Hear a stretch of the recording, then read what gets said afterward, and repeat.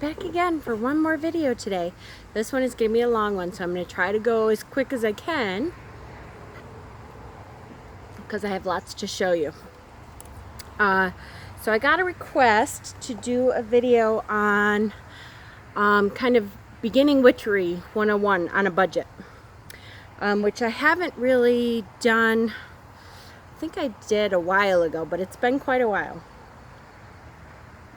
So I kind of pulled out some stuff. When you first start this pagan path, this beginnings of being a witch, this nature-based religious path,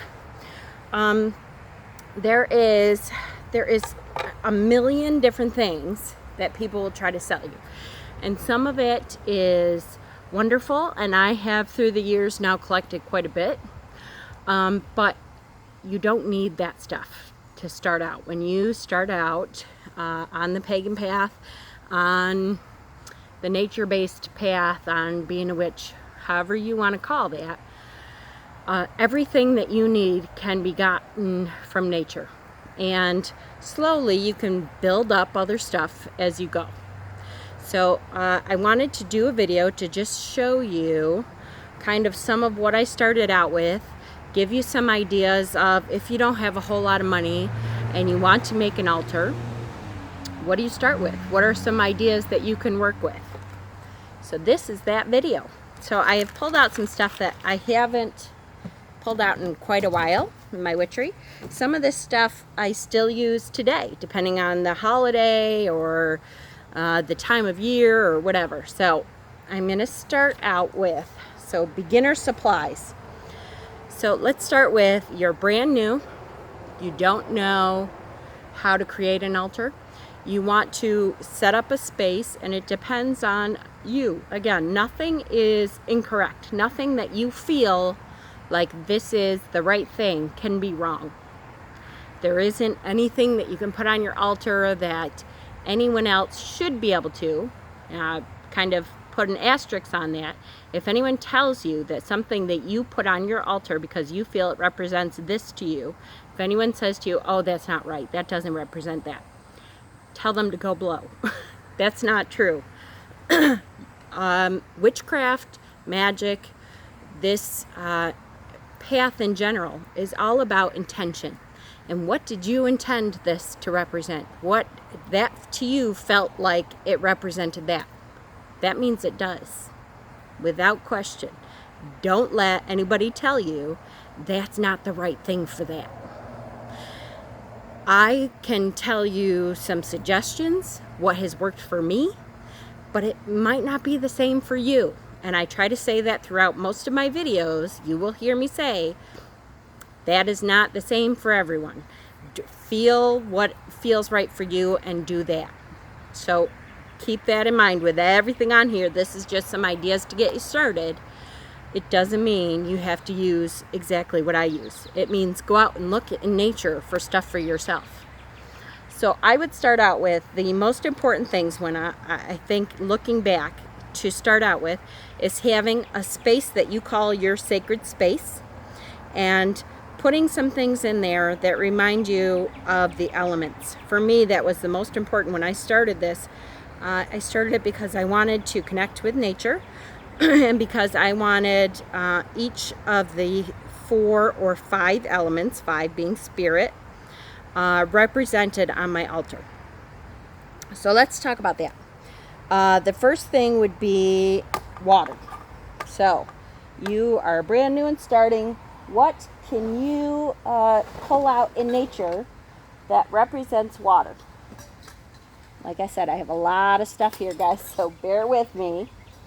I have a whole bin of stuff that I pulled out that, for ideas. All right, hang on. You know what? I'm going to put this bin on this side so I don't have to turn around every time. Okay. I have to move Gaius back a little. All right. So, to represent water, you should, again, go outside and find something that represents water to you. Maybe you already have a little meditative fountain. Cool, put that on your altar. Maybe you went to the beach and you collected shells or sand from the beach, or sand dollars, or driftwood. I have pieces of driftwood from my beaches, or stones from the beach that you looked at, and you know when you look at them, oh look, I found those by the beach. Mine, I have always had a thing for striped stones. So these are my black and white striped stones. They have quartz stripes in them. And actually, you find out if you do some research on these kind of stones, they're called wishing stones. But these I all picked up on our beach on Lake Ontario, walking along the beach. I really like the black with white quartz stripes in them. And if you wet these, they turn out really, really black. And it's something about the contrast of the black and white to me I always loved. But, so this whole thing I have filled with that. I can use that on my altar for representation of water. You can fill a clear glass with water. That can be your representation of water. What else? Oh, not only driftwood, but I also collect sea glass. So wherever I go, when I'm on the beach, if I find sea glass, I pick it up. And I have different sea glass from all over where I grew up, places I visited. I keep that in a jar, a mason jar, that has sea glass. Now, I will tell you, one of the first things you want to start collecting are bottles, jars, baskets, boxes. There is something to be said about being a witch that you suddenly find yourself in need of bottles for herbs, jars for herbs, jars for your collection of elemental things, baskets to collect herbs in, to display your offering in. I can't even tell you how many jars, bottles, baskets, boxes, every time I get something new, and I'm constantly buying them. My husband is a fit. He's like, what are you going to do with all these jars? And believe it or not, I have filled a lot of them. So that's what happens. Start keeping, I don't care if they're pickle jars, that when you're done with those pickles, you wash them out, get the label off, scrub down the label, preferably glass. That doesn't mean it has to be. Plastic, though, allows energy to flow through it because it's more porous. So let me switch that on. Plastic traps all the energy because it's not as porous. It's not natural. So any energy kind of gets trapped in there and is not able to flow. So I started out though with plastic for a lot of my herb containers and stuff, because that's what the Dollar Tree had, was these little plastic boxes with tops. So I still have some of my little herbs that I don't have a lot of and I don't use very much. I still have them in some little plastic boxes. The Dollar Tree, Goodwill, thrift stores, Salvation Army, start visiting them and just keep your mind open when you're traveling through there.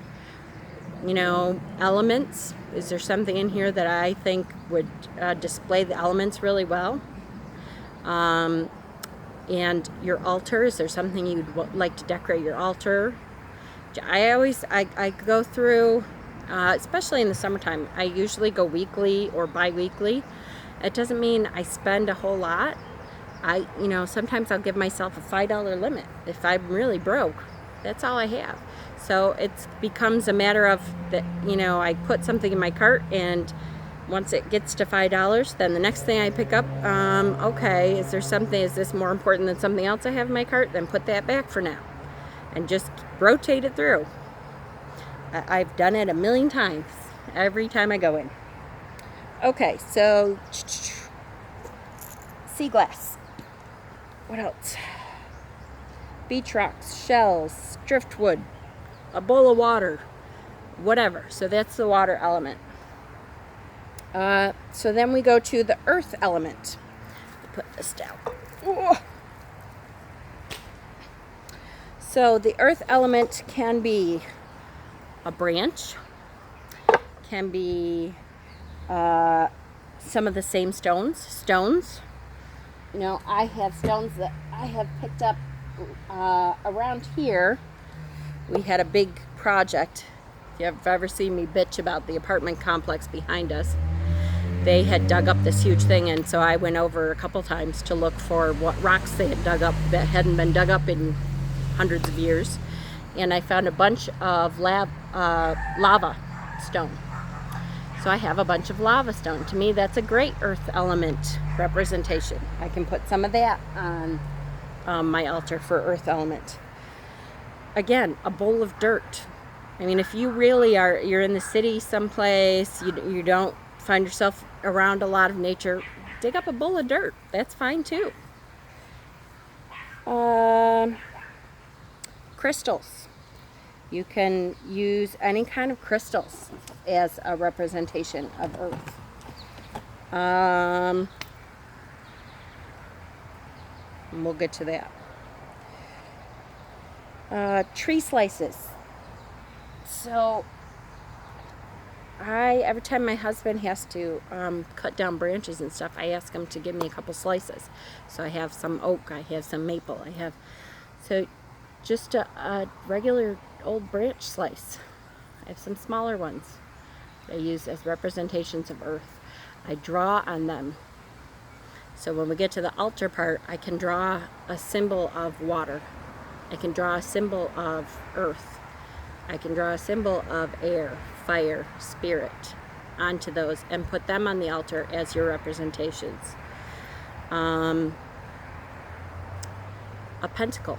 You can draw a pentacle on there and use that as a representation of your altar in general, a spiritual place.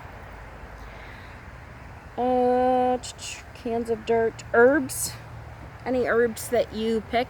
That's one of the things that I learned is if you are able to have a patch of land that you can start a garden or something. And even if you're not, a lot of herbs you can grow right in your house in a little pot in your house. And starting from seeds, they're very inexpensive. I would suggest just starting out rosemary, sage.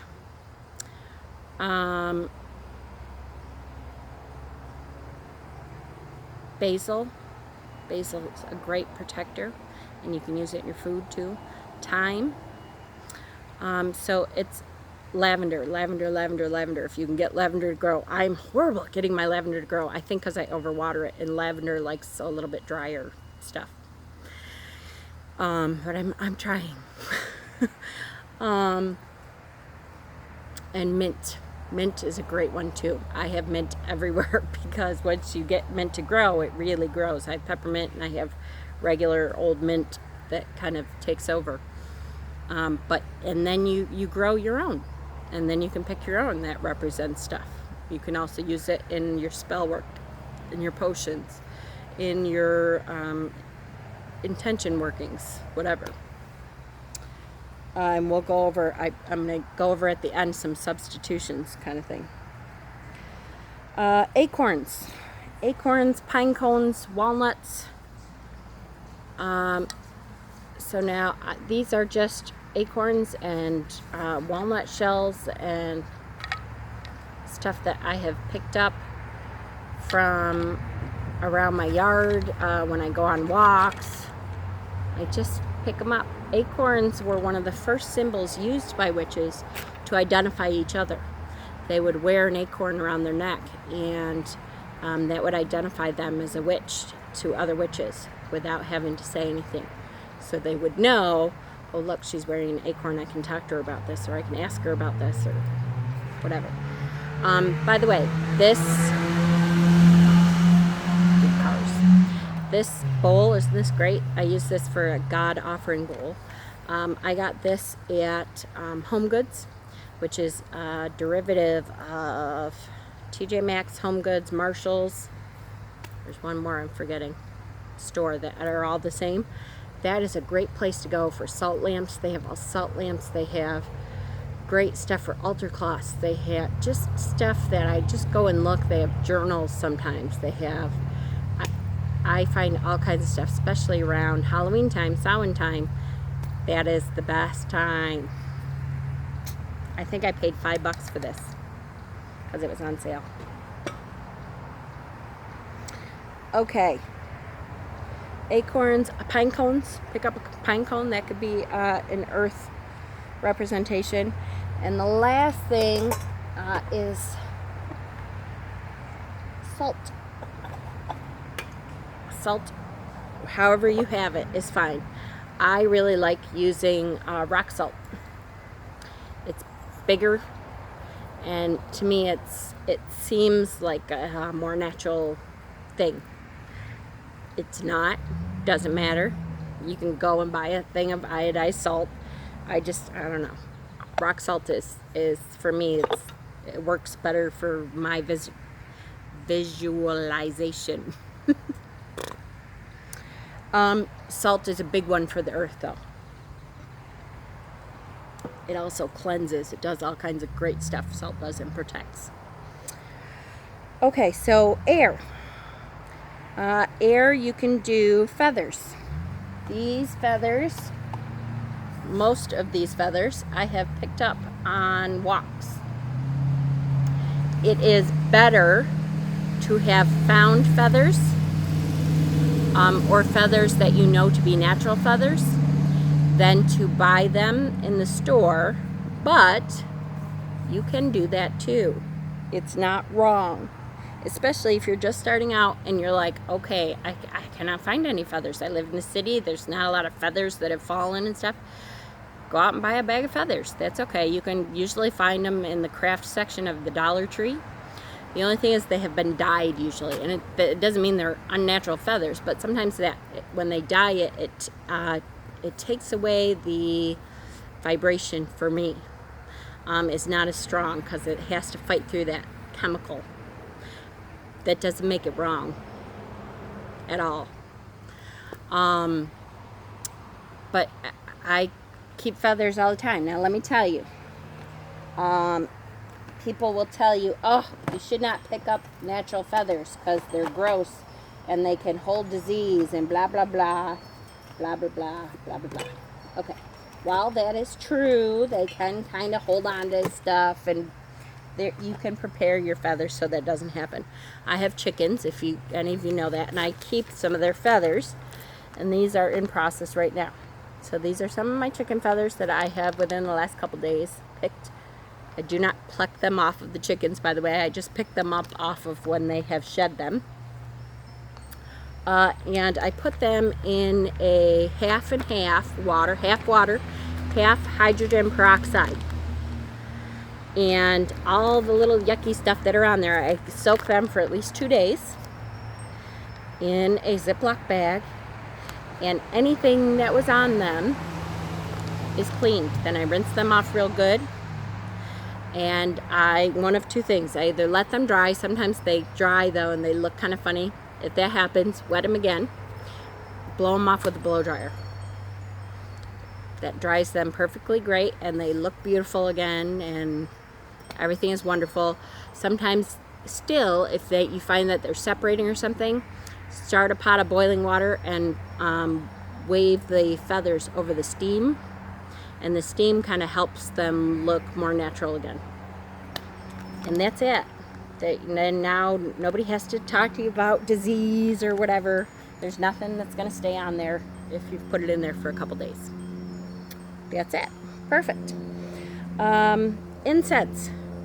Incense is very inexpensive. You can buy very expensive incense. It does not work any better or worse than any other incense though. This is a full moon incense from Walmart. I think they're $1 for a whole thing of sticks, which is 40 sticks. I have bought stuff from Walmart before. I find that Walmart's incense, there's a couple flavors, a couple aromas that I still like. And there's some that, I don't know, they just have kind of an aftertasty thing and an after smell to them. Not that I taste my incense, but it's a little chemical-y sometimes. That doesn't make it wrong, but I prefer to go with a little bit more natural, and which is why I really like to get charcoal discs, and I make most of my own incenses now, but I still use sticks once in a while. Nag Champra is a good one though, that usually, no matter how cheaply it's made, smells pretty decently natural all the time. So that's a good tip. So any kind of incense. Butterflies, birds, dragonflies. So when you are going through your Goodwill, your thrift shop, keep an eye out for, I have what looks like peacock feathers on wind chimes, anything that makes noise. So bells, which I just saw, I swear. There it is. Bells, that symbolizes the air, because those vibrational waves go through the air, and that's why you hear them. This bell has an acorn on the top of it. You see that? And I got it at Goodwill years ago. This was one of the first bells I ever found, and I think I paid $1 for it. And I use this all the time, especially when fall comes around. I use it on my altar a lot. It's a good bell for your altar. So bells, wind chimes, little figurines of birds. Again, the Dollar Tree in the craft section has little, I don't know if you can see that, but on the top of there has little birds that are in packages that look like real birds. That works great. So again, anything that makes noise. Drums. Every time, one of the things I look for at Goodwill, Savers, thrift shops is drums. You look in the kids section. Usually they put them in the kids section. This gorgeous deerskin drum I picked up at my Goodwill, I believe it was, a couple months ago, and I think I only paid like $5 for it or something. I have paid $1 for drums. Usually they're smaller. I have a bunch of them, and I pick them up whenever I see them. Not only because I try to help new witches out and getting together kits, and I sell kits online and all kinds of stuff, but you can never go wrong getting a drum. Let's say you want to make a drum. Great, make a drum. A pot flipped over with a wooden spoon. That can symbolize your air. Whatever you feel works for you is fine. So birds, drum, dragonflies. A handwritten sigil. Again, put an air symbol onto a little slice of tree, onto a piece of paper. If you do not know what the air here's a big one. I love Pinterest, and especially when you're starting out. Anytime that I have a huge Pinterest account, so you're welcome to follow mine if you want. I have all of mine into different witchy categories. So I have correspondences, I have stuff for your Book of Shadows, I have herbal correspondences, I have everything under the sun on there, because I've had my Pinterest account almost as long as I've been a witch. And you're welcome to follow me and use any of those pins that I have found or created. But Pinterest, if you do not know, let's say you want to use the air symbol and you can't remember which symbol is the air symbol, go onto Pinterest and just type in elemental symbol. and it will give you a million different pins that show you what the symbols are for the elements. It's that easy. Pinterest is a wonderful resource. Use it. It is, to me, it's better than going under Google, because sometimes Google, if you type that in, you get all kinds of stuff that you have to wade through to find what you're looking for. And Pinterest, once you find one thing that you know, okay, this is a witch symbol, this is close, on the bottom right usually of the pin, it has a little box, or maybe it's on the top right. It has a little box, and you click on that box, it says more like this. You click on that box and it gives you more in that same kind of category. So now you know they're going to bring up a bunch of witch symbols. Perfect. Oh, we're at 25 minutes. Holy cow, I'm going to have to break this up into 2, guys, because you know my phone will break it up into 2 videos anyway. So I'll finish when we're a little bit closer to 30, and then we'll break it up. A picture of clouds. Print out a picture of clouds or a bird. That works. Draw a picture of a bird. I'm not a great artist, so my drawing will look like a V. So I would probably print something out. But whatever you have around, you have a statue with a little bird on it. Great, use that. Whatever you have around. Fire. Okay, so fire, the biggest one, the easiest one that I found is candles. These are candles that you can find in the U.S., specifically at the Dollar Tree.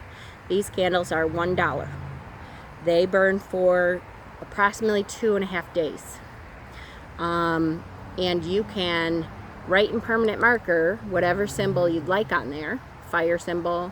You can write an intention if you're doing a spell.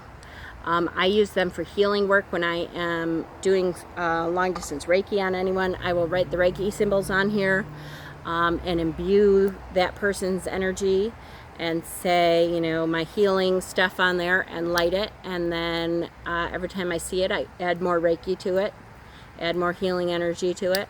2.5 days this burns, and it's very safe unless you have cats. Be careful.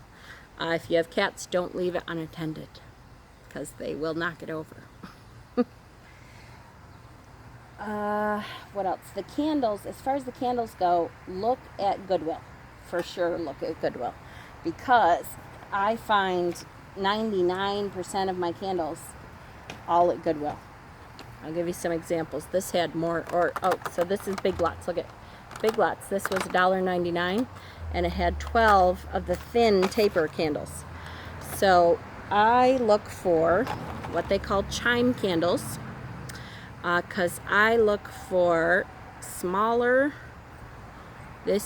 I have 2 of these that I found at Goodwill that I probably paid $1 for 2 of them, that hold these smaller candles. If you find candle holders that hold these smaller candles, pick them up, because they're great. They're great for spell work. These chime candles specifically last a little over an hour usually, and it's a perfect time for a spell.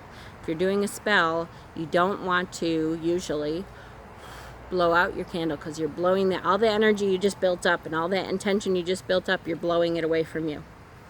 Unless it's a banishing kind of thing, then you can blow it away. But normally you want a candle snuffer to snuff it out. Which again, look at Goodwill. I've gotten 1 million of them from Goodwill. Usually they're $1 or under. But these smaller chime candles, they call them small taper candles. These are called thin taper candles. You can see that they are thinner around. Just dump them. You can do that too. Than, you know, the big taper candles. And that means that they will last less time. It also means that they fit on your altar better. I just like using the thinner candles anyways. A good time to look is around Christmas time. Hanukkah candles. This box, see that 99-cent sticker? And if it was a pink tag, I don't remember how long ago, but if it was a pink tag day, that means I spent 50 cents. And there are 44 candles in here because it was made for Hanukkah. and they are the smaller candles, and there's all different colors. So yay. If you cannot find the smaller candlestick holders, get yourself some moldable clay and make a couple little candle holders. Very, very easy to do. Oh, here we go. Sometimes they call them party candles or chime candles, tree candles. This, again, I've 99 cents. If it was a green day, that means I spent 50 cents on this whole thing of candles, which used to have 20 in it. Even if it wasn't full when I did it, it still has a bunch. Now these are all red. Usually they come in one color: white, red, blue, that kind of thing. Okay, 30 minutes. I'm going to switch. So watch the next video if you're ready to do that.